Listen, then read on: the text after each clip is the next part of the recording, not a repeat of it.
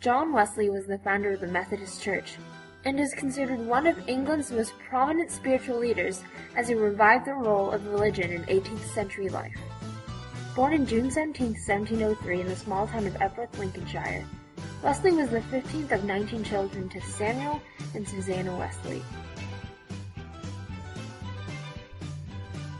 In 1714, at age 11, Wesley entered the Charterhouse School in London, and in 1720 studied at Christ Church in Oxford, and received his Bachelor of Arts degree a few years later. By 1725, Wesley was ordained a deacon by the Church of England, and in 1726 was elected a Fellow of Lincoln College.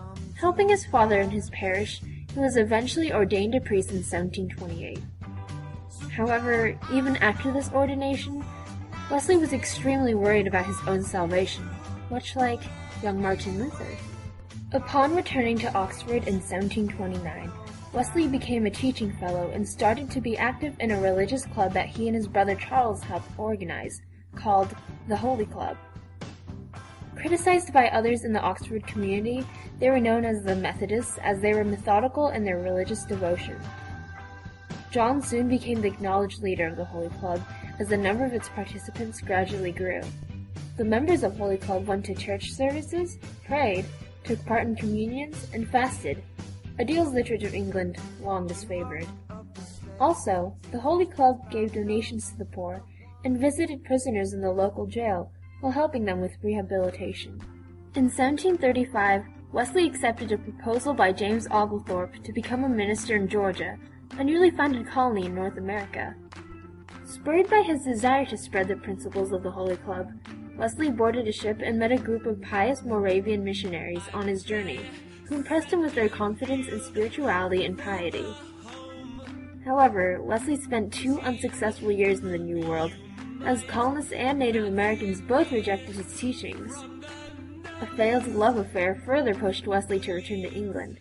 By 1737, Wesley was back in London.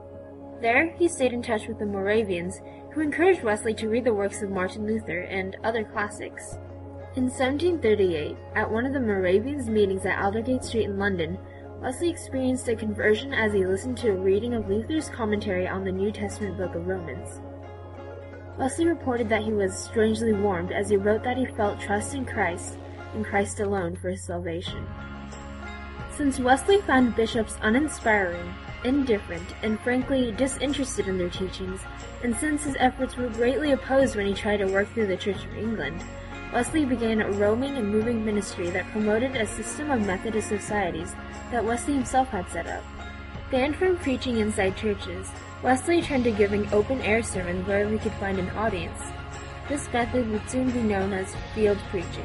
Wesley is estimated to have traveled more than 250,000 miles and preached approximately 40,000 sermons in 50 years. Wesley left behind a huge legacy after his death in 1791. In later years, the Methodists separated from the Church of England to form the Methodist Church.